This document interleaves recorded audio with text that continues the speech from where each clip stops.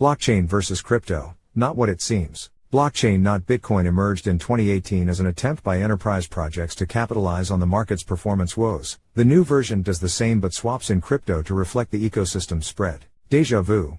You know that feeling, when you momentarily are not sure of where you are in the timeline and you wonder what you've missed? We're there now.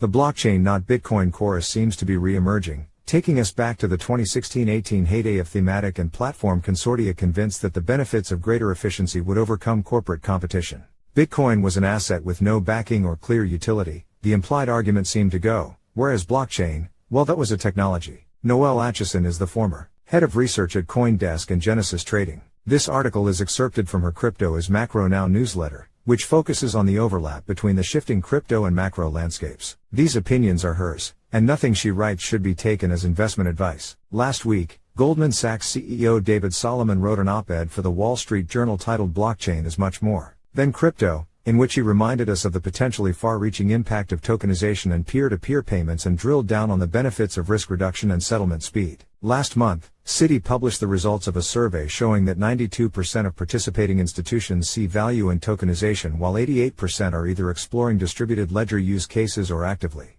participating in blockchain projects. Over the past few days, the Red Cross talked about ongoing work on a blockchain-based aid distribution prototype, and Japanese banking conglomerate Sumitomo Mitsui Financial Group announced plans to work on soulbound tokens for digital identity. What's going on?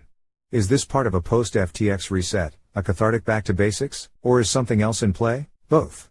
Yes, we are likely to see more public discussion about distributed ledger efficiencies and less about crypto asset trading and investment. This is a natural reflex after the damage done by layered leverage, flimsy tokenomics and trading fraud, and some high-profile reminders that crypto is not just about greed or more than welcome. It is also an acknowledgement that there is a constant battle for attention, and the X not Y model assumes that only one variable is worthy. Blockchain, not Bitcoin, emerged in 2018 as an attempt by enterprise projects to capitalize on the market's performance woes. The new version does the same but swaps in crypto to reflect the ecosystem spread. So, a large part of this is a cyclical narrative shift. But there's something else going on as well. This shift comes on top of a longer-term tale of technological evolution and shiny things. The last wave of blockchain hype may not seem to have produced much value. Pilots and proofs of concept involving lettuce, plastics, even, alarmingly, nuclear weapons seem to deliver no practical utility. Groups working on blockchain use cases for trade finance, healthcare, telecoms, insurance and more have either gone quiet or been wound down.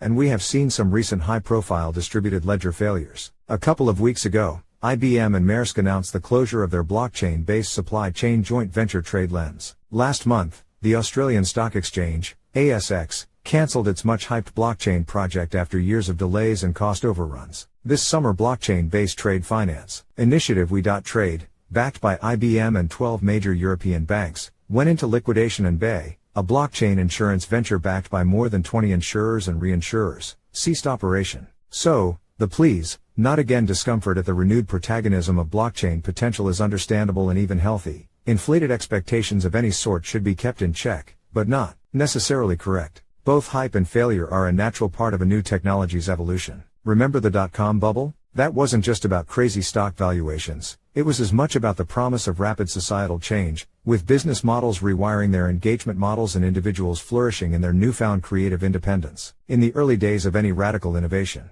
manifesto and prophecy often get confused, and experimentation, of which failure is an integral part, is the only way to test the bounds of reality. See also, central banks and Bitcoin, closer than you think. Opinion: you're probably wondering where the successes are, and that's fair because they don't get much attention. They're hidden in the persistence of some projects that could have given up ages ago, in new use cases under trial, and in a changing participant profile. Distributed ledger work has been ongoing all along, but given the rapid growth of crypto markets, the flashiness of some participants and the gripping drama of the year so far, it has been largely overlooked. Things that move fast get more attention. Enterprise experimentation does not move fast. Some examples: a few years ago, we got excited when a commercial bank successfully issued blockchain-based assets in pilot tests. This week a state-owned bank did the same but for real, and at least one government is almost there, while other governments and banks are testing the process with some intriguing innovations. We also have trials where the main participants are central banks. That is definitely progress.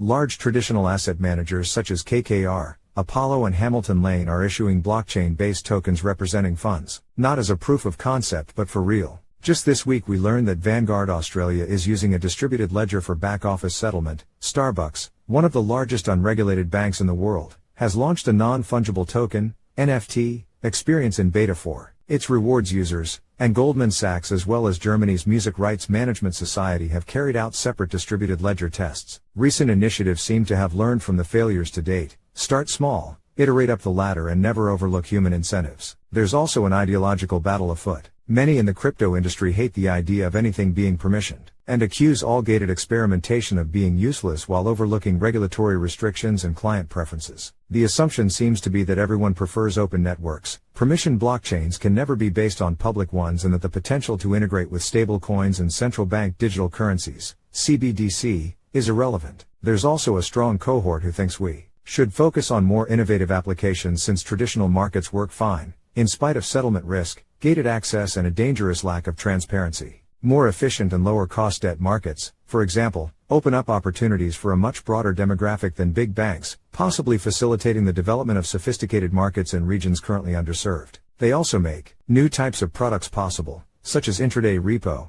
enhancing liquidity in tight markets. Could this be done on traditional databases? Some of it, sure, but would that be future-proofing market evolution? Determining the answer to that is precisely what the experimentation is for. As the dust settles on the FTX fallout, and as the crypto ecosystem takes stock of the damage and starts to heal, we can expect more prominence for enterprise blockchain milestones. This doesn't at all mean that crypto is losing its sparkle or that asset innovation is done. Last week we saw the emergence of an intriguing new derivative that lets traders bet on the Ethereum staking yield, potentially coalescing market acceptance of a benchmark interest rate. We are also still seeing glimmers of institutional interest in crypto assets as investment. None of that will disappear, but a time in the sun for the less glamorous side of blockchain evolution will be good for the industry as a whole. We could well still see some ideas that strike us as fanciful, because people are people and creativity should never cease to surprise. Who knows, some might even stick. But we can certainly expect more solid experimentation at senior levels. Perhaps even more important, we have to push back on the X not Y mentality. The crypto ecosystem is certainly big enough by now for any number of approaches, and this industry grew on the back of permissionless innovation.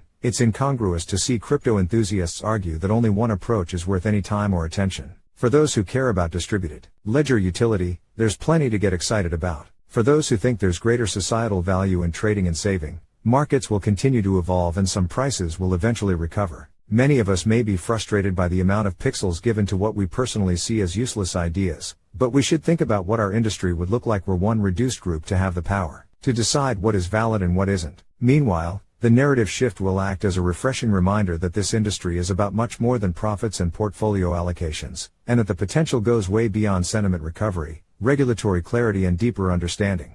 Blockchain and crypto, there's plenty of room for both.